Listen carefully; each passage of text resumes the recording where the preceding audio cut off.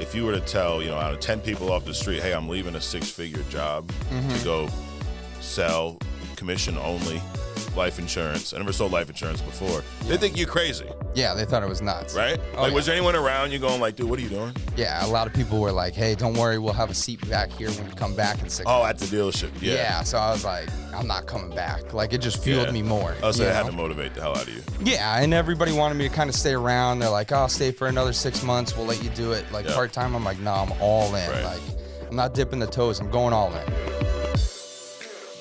So, dude, we just got back from convention a couple weeks back. Yep. How was it? It was awesome. Honestly, best convention I've been to. Yep. This is my 4th one. Okay. Coming into this convention, it was definitely an eye-opener. I think it definitely...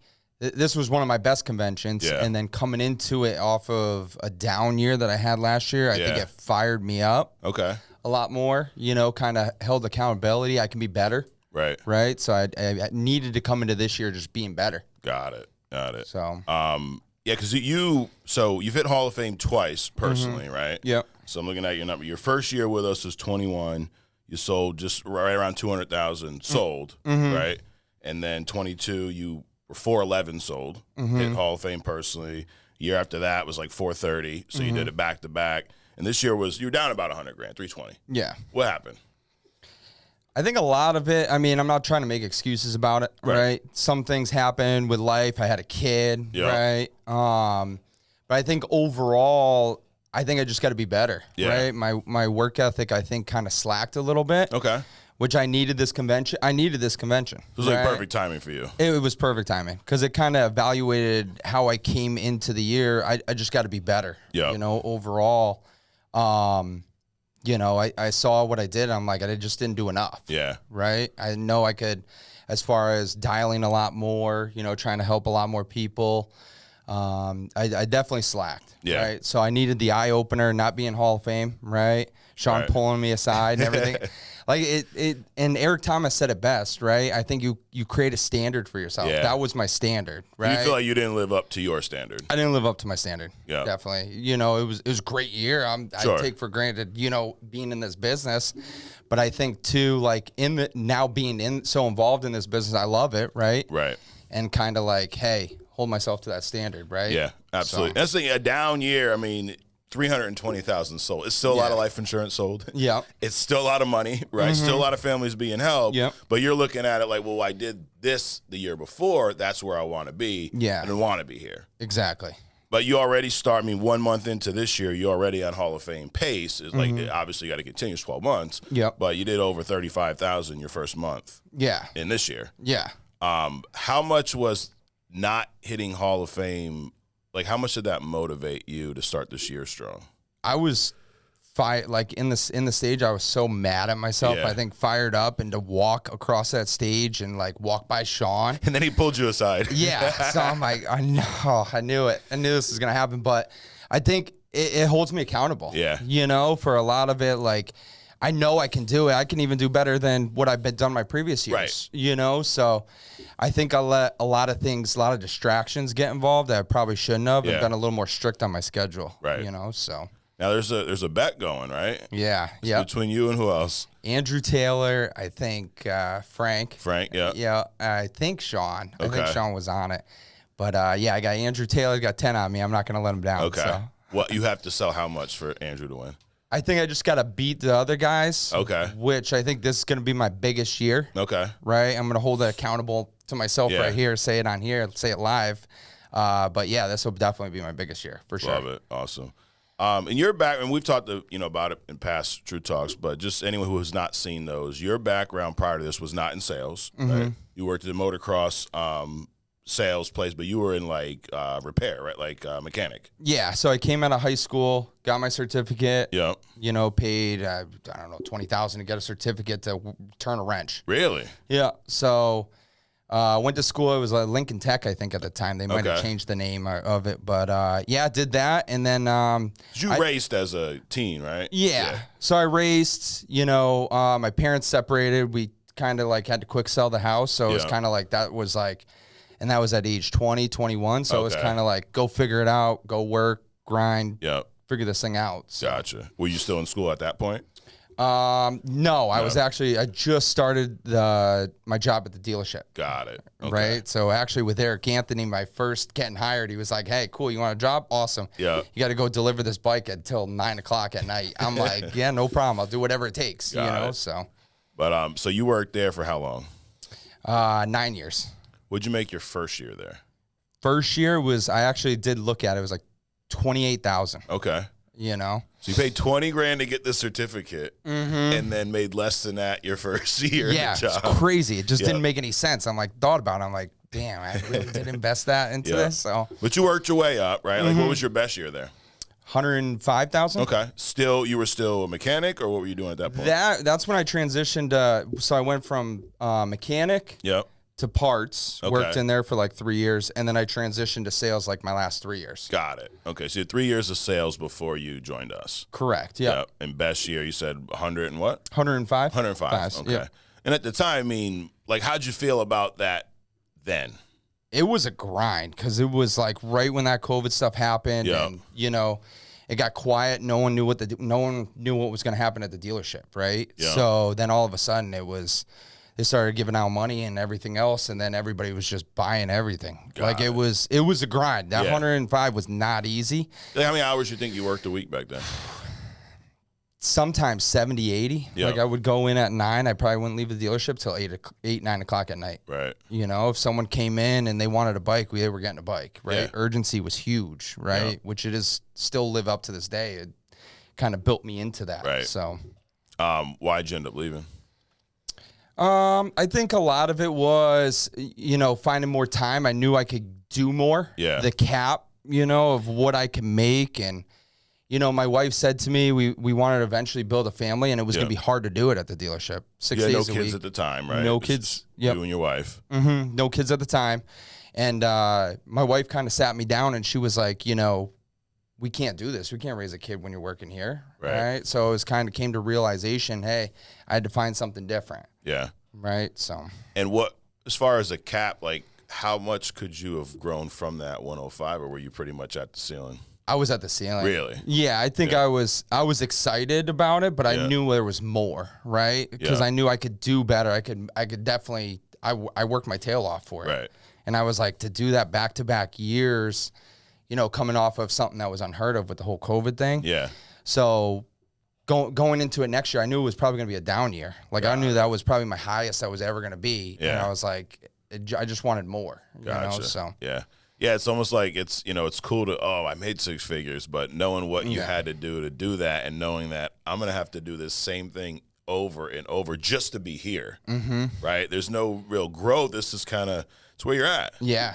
At this point, Eric Anthony was already working with us, right? Mm-hmm. Did he try to recruit you day one or no? He tried definitely help me with life insurance for sure. I think he did a little bit, but I think I had to probably see it. Yeah. Right. So like 2-3 years later, he was already in the business, and I went down and saw my in-laws, and then I knew Eric was down there, and he was probably 25-minute drive. I'm like, hey, I haven't seen you in a while. I know you've been busy. This when he was in Texas or Florida? Florida. Okay. So I think he went to Florida, or no, he was up here, went to Texas, then Florida, I believe, Florida, right? Yep. So I think when I saw him down in Florida, he was probably only 20-25 minutes away. I'm like, hey, I'm going to go see what Eric's up to. Okay. Right. And then showed up to his place. I'm like, dang, you did this in 2-3 years? This is crazy.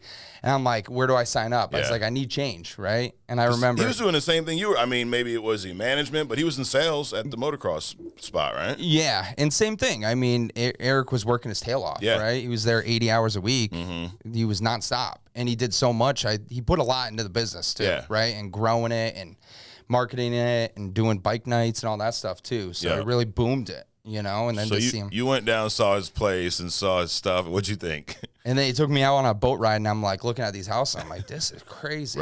Right? Like right in the little intercoastal there. Yeah. And I'm like, I need to do something different, right? I said, whatever you're doing, I'm going to do whatever it is. I'm going to go home. Tell me what I got to do. I passed my license in a month, and then that's when I quit. I'm like, I'm going all in. You just quit? Just quit, yeah. Well, what'd you say? Like, what'd your wife think? She believed in it. She did, yeah. Yeah, I kind of had that talk with her, right? And I was like, hey, this is probably going to suck for 2 months, right? 2-3 months. I'm going to have to figure this out. you know, our mortgage was obviously a lot less at the time. So Yeah. it was like, hey, and she was making good money. She's a nurse now. Okay. And I was like, you know, you may have to cover the bills for a couple months, right? Until I figure this thing out. But I said the reward's going to be so great once we figure this thing out. Right. And it worked, you know, so.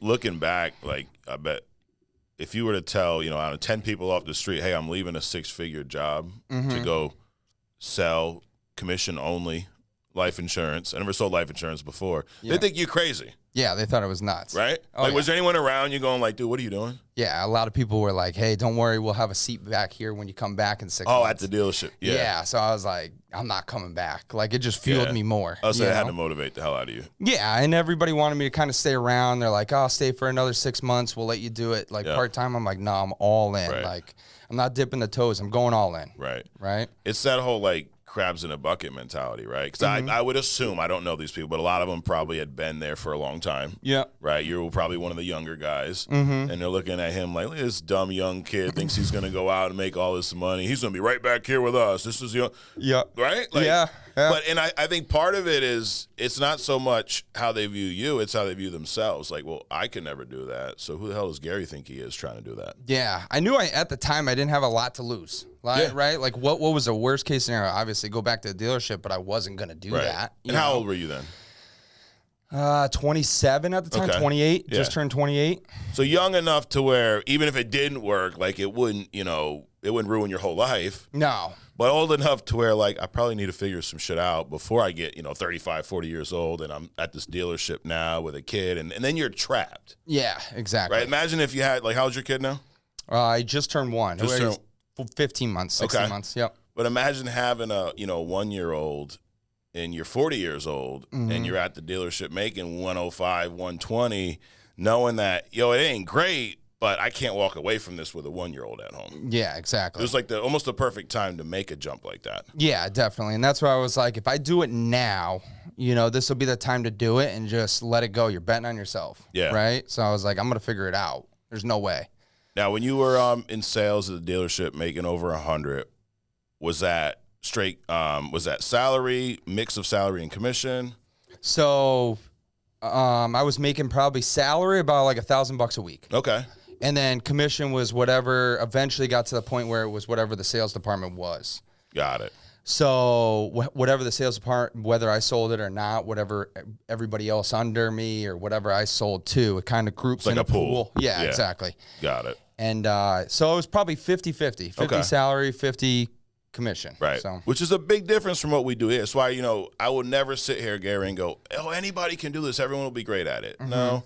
I think you don't need a certain skill set. I think you need to have a good work ethic. I think you need to be willing to be coached, right, and have the right attitude. Yeah. So from that aspect, yeah, sure, there's a variety of different types of people that can, but not everybody is willing to go through the learning curve. Not everyone's willing to take the risk. Not everyone's willing to go through the grind, because this is a grind too. Like we're talking about, you were grinding over at the dealership. This is also a grind. Oh, definitely. The biggest difference, though, is at the dealership, you had a boss, maybe a couple, right? If Gary wasn't doing his job, you were gonna hear from them. Yeah. Over here, you're an independent contractor. Eric's not gonna call you. I'm not gonna call you. Sean's not gonna call you and go, Gary, did you clock in this morning? You know what I mean? Like it's now if your numbers are down, we may go, dude, what the hell's going on? But there's nobody micromanaging you. Yeah. And that's a big difference. This is a lot mostly on you. How was that adjustment for you going from a W-2 world boss job to now I'm the boss of myself? So when the transition, it was, I knew what I had to do, and I was like, it's going to be a little bit trying to figure this thing out. So I was like, if I put in the same amount of hours I did at the dealership, why would I not do that for myself? Right? Yeah. I said, I'm probably not obviously not coming into this most talented, but I'm going to definitely work the hardest of anybody. Right? Right. So I think I said, hey, if I minimally put in the 60, 70, 80 hours that I did in the dealership, and I do this for myself, why wouldn't I? Right? Right. And I said, I'm going to eventually figure this out. Right. And it was rough. It was a rough couple months. I wanted to quit a couple times. Right. Really? But yeah, it was no cakewalk. And you know, I was kind of riding that roller coaster. Got my first chargeback. I'm like walking around my driveway. I called the Secco and I was like, hey, dude, I got to mow my lawn. I'm just like losing my marbles. I got to mow my lawn. Because I was like, I had to get my mind off of something because I went to like 8 appointments one day. Couldn't, you know, people telling me, oh, I'll think about it. I'll call you back or no show you. And, you know, I think you get angry at the point of like failing so much that you're gonna figure it out. Like I was mad. I was like, I'm doing whatever it takes to figure this out. So why didn't you quit? Because I wasn't going to short myself. I was like, I know I needed to give myself a little more time in this. Yeah. And you know, like you said, and I've seen your clips at the beginning, like sit with your first 100 people. Right. Right. So I was like, in that time it was running the field, and I was like, I'm just going to give it 100, give it even 200 if I need to. Yeah. And give myself the effort. And I knew eventually I was going to do it. Seeing too many people succeed, I was like, I'm not going to give up on myself. Right. You just knew you didn't have enough time in yet. People quit too early. It's like you talk about that first 100 sits. It takes a while to get through those, and it's really a matter of how quick you want to get through that learning curve. Yeah, exactly. Because if you're running, 5 appointments a week, it's going to take you forever. Mm-hmm. You run 25 appointments, now that's 4 weeks. Yep. And you may not sit with all of them, so you run 30, and within 4 or 5 weeks, you've gone through those first 100 sits, right? Yeah. Like after you kind of went through that, and I know you don't remember exactly when your 100th appointment was, but what did you learn after going through that learning curve, if you will? So I once I got through that learning curve, I think the thing was, it was like there was only so many objections you were going to get, right? There was only so many things that they were going to throw at you, which would kind of throw a curveball. Right. So I think after sitting with those 100 people, it was pretty like, hey, instead of going in there and kind of looking for getting the sale, it was like just go in there and just help them, right? So I watched a video. I forgot which video it was. But it was don't worry about the sale, worry about going in there and helping them, right? And then they'll know that you're there to help, right? And I think that kind of changed everything for me, right? When you just go in, because the money's going to follow eventually, right? You know, so if you go in there and you just do right by people and actually genuinely care, right?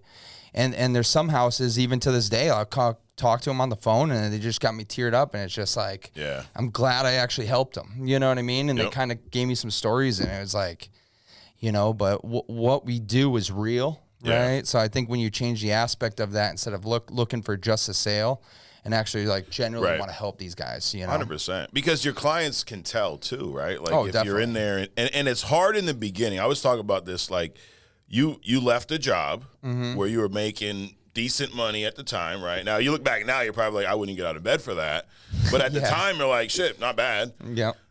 So you're making decent money. You leave that completely. No kids yet, but you're married. You got bills, right? Yep. And if you don't make a sale, you don't have money coming in. Yeah. So there's a lot of pressure. Whether you have money in the bank, there's a lot of pressure to, I need to get this going because eventually I'm not going to have any money left. Yeah, exactly. Right? Yep. So it's hard to forget about that when you're sitting down with a couple trying to sell them a policy for a couple $100 a month, and you're thinking, shit, I probably couldn't even afford this policy right now. Yeah. Right? Yeah, it's true. How did you get past that? I think I probably came into it a lot like money hungry, right? Yeah. For these people, and like salesy, and then watching a bunch of videos and a lot of training going from like house to house. I watched a bunch of YouTube to try to get my mind right, right? So I think was just like, hey, you know, don't worry about it. The bills are always going to be there. Right. So at the end of the day, if you can't make them on time, it's okay. You eventually will. Right. And then just, hey, sit with enough people. Eventually, one of them you're going to end up helping. Right.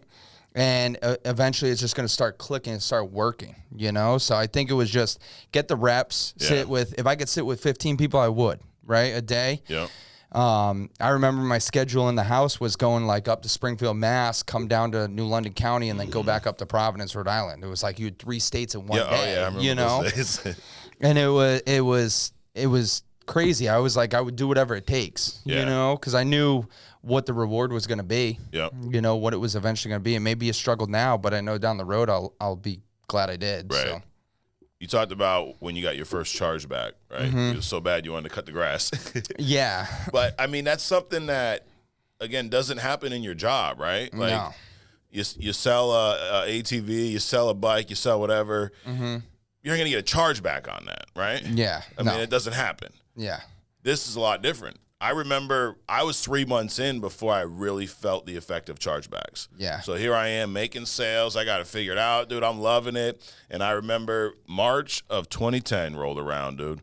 I had 2 of my biggest pay weeks at that point. I paid like $4,800 one week, $4,200 the next week. Dude, I am on cloud 9, Yep. right?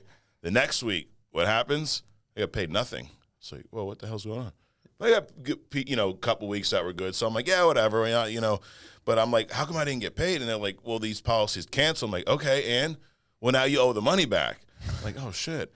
Then the next week I didn't get paid again. And now I have a balance of over half of the stuff I wrote, because I wasn't doing it the right way. I was early on. So over half of the stuff I wrote fell right off the books. I'm like, oh, great. Now I owe Mutual of Omaha $5,000. Yeah.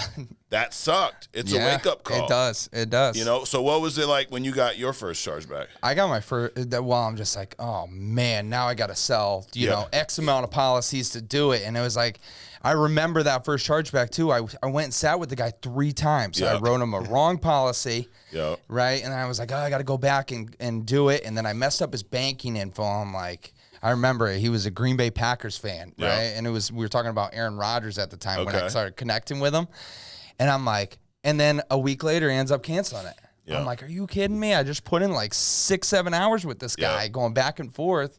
And he lived up in Rhode Island. And I'm like, and now he's canceling on me? It was like a heartbreak right there. Yeah. So, but, I mean, I got the charge back and I was like, all right, just keep going. What can I do? I called him. Right. He's not answering me. Tried driving to his house. He's not answering the door. Right.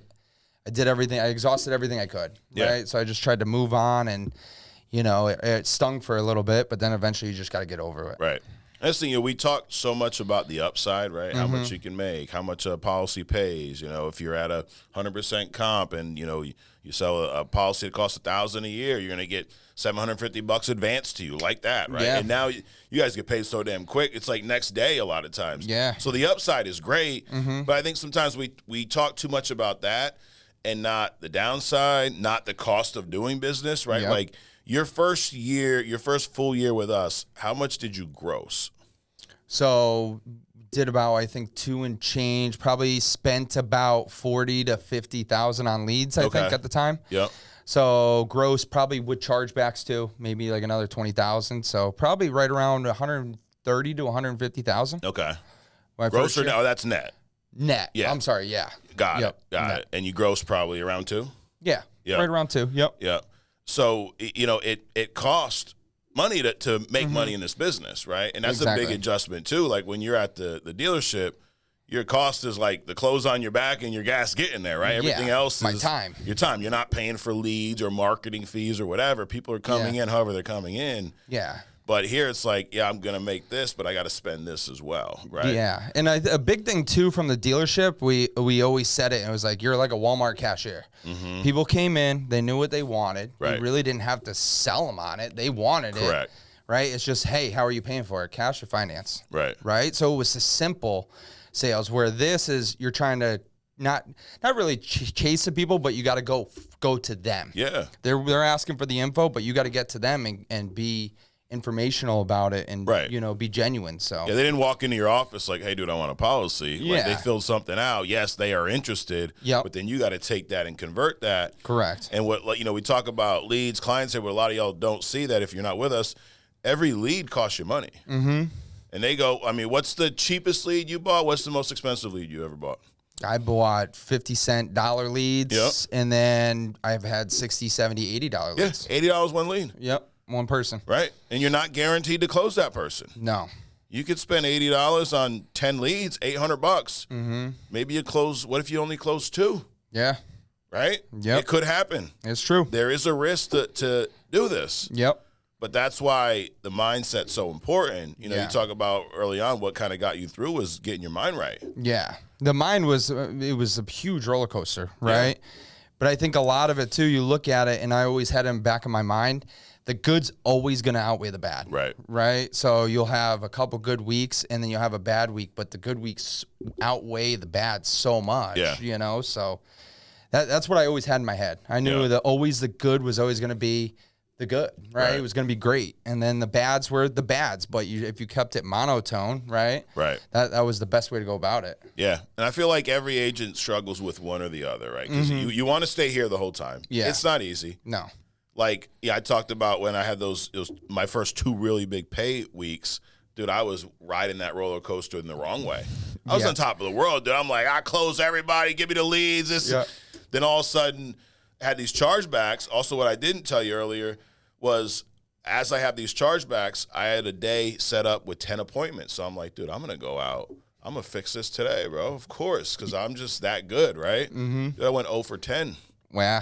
And this is months after I know how to sell, but this wasn't right because I was riding that high. Yeah. But you can also ride that low. Oh, yeah. Which is, I mean, I don't know which ones were. I think they both suck, right? Yeah, they do. But you ride that low, then all of a sudden you forget about the appointments you closed in the past. You forget about going through that learning curve. Yep. You forget about the things that got you there. Yeah. All of a sudden you forget about training, right? I don't need training. Yeah. Like, dude, you haven't closed shit in 2 weeks. You definitely need the training, right? Yeah. I still need training now. It's 4 years, so.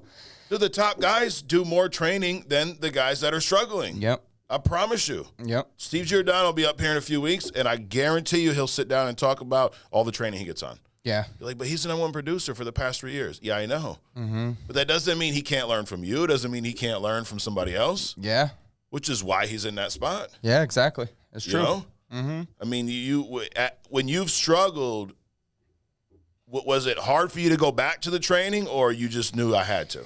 I struggled, and then I'm like, it was one of those things where I started blaming everything else, and then I kind of like, my mindset was like, dude, it's you. Right? Take accountability for it, right? And this business builds you up such a bigger person and better, even outside the business. So it was like, hey, it was accountability. It was me, right? It was either you're not dialing enough, you're not taking the leads and door knocking the people that aren't answering, right? I was either helping them with life insurance, or I was getting thrown out of the house. Yeah. Right? It was one or the other. There was no in between. I was helping them. Right. Or, get a no to the face or getting door slammed in your face. And I think that's when it all changed, because it was just getting angry at wasting my time, not putting the full maximum effort. Right. You know? 2 things to wrap this thing up. So your first full year when you netted about 150, right? So about $45K more than you were making at your motocross job, right? Yep. Were you excited about that, or was there any part of you that were like, dude, I made this change and I'm only a little bit higher than I was before? Was it like, or were you like, how did you feel after that year? I said, I pretty much looked at it and I said, wow, there's no cap on this business. Okay. And I was kind of like, I went into convention that way. Yeah. And I'm like, holy crap, there's no reason I can't be on stage there doing Hall of Fame. Right? I was like, and that was my standard. Yeah. So I just set the standard like, hey, you got to do that year after year after year. And then this year, convention not hitting Hall of Fame, it just fired me up because this business has no cap. Right? Look at Steve Giordano. He's doing over $1 million. It's crazy. Right. Yeah, we put our own, we set the caps. Yeah. On ourselves. Yep. Last thing, what was your best year here income-wise, and how much did you gross? 2 years ago, so that would be 2023. Okay. This where you sold like 430 something, 440? 430, 440, right around there. And then I probably invested about 80. Okay. And then you also have your months 10, 11, 12. That was paying that month too. So it was kind of like, that was probably my biggest income year. Yeah. I probably grossed, we could say it right. Yeah. Probably right around 350. Okay. Net. Yep. You net 350. Yeah. After leads. Leads obviously costed more at the time to invest. So about 100K in expenses. Correct. Yeah. So think about this shit, dude. Your expenses that year were probably more than what you made. Yeah. When you were at the motocross dealership, or even in your first year here, close to it. Yeah. People would think you're crazy too. Yeah. That's the crazy part. Yep. And it's like, I look at it now, I'm like, holy crap, I'm spending more, either with myself or trying to help other agents. I'm spending more than what I made there. Absolutely. And like why would you not, like, the math makes sense, right? Yeah. I'll spend $100,000 to make 3. Yeah. Why not? Yeah. And if you were to follow that ratio, okay, then I'll spend $200,000 to make 6. Yeah. Spend $600,000 to make 1.2. Yeah, it's crazy. This business is incredible. I think it's the greatest opportunity. It changed my life, right? And I think if you do things you don't want to do, you're going to get things that you don't have, right? Right. So. Yeah, that's a great point. It's good to end on that. Like you have to get out of your comfort zone. Oh, definitely. You have to do things you're not used to. You got to do things that are different. You got to do things that the people around you are going to go, that's not going to work. Yeah. That's crazy. Yep. That's kind of when people around you are saying that, and if it's people that, no offense to them, are in life in a spot where you don't want to be, it means you're doing the right thing. Yeah. Right? Yeah, exactly. And it's crazy, and honestly, it fuels you. So coming out of that dealership and people telling me that, hey, no, we'll have a spot for you. It's like, nah, dude, I'm not coming back. You're fueling me. Absolutely. Right? You're lighting the match. I'm going. I'm gone. So. Yep. No doubt. Well, dude, I appreciate you coming and doing this. It's always a pleasure coming. Thank you for having me. Absolutely. I appreciate what you do for the company as far as going out there, working your ass off and setting the example. Mm-hmm. And that's partly why we've gotten so big, is we have so many people validating the model, setting the example for everybody watching to prove that, hey, it can be done. Mm-hmm. So, hey, you don't have a sales background, maybe you do. Maybe you're in motocross. You're looking at this like, well, shit, if Gary can do it, I probably can do it too. Maybe. Mm-hmm. Maybe not. We'll see. Give it a shot. That's the best part, too, because I love just, hey, I'm just average. Right. I'm not any greater than anybody else. Correct. It's like, dude, if you see me doing this, I'm nothing special. Right. Right? And this business changed my life, and I hope it changes thousands of people. Right? Absolutely. So that's the end goal. Awesome. Well, dude, it's been fun to watch. Can't wait to see how you end this year. I know you will not miss Hall of Fame this year. No, and I will not let Andrew Taylor down. Don't let Andrew Taylor down. Absolutely. So thanks again, guys. Thanks for checking us out. Subscribe if you haven't already. Share this with your friends, your teammates, anybody. I don't know, your family, somebody. And seriously, if you're watching this, you think, hey, maybe I can do this, give it a shot. Maybe you can, maybe you can't. But there's only one way to find out. So thanks for checking us out. We'll see you next week right here on True Talk.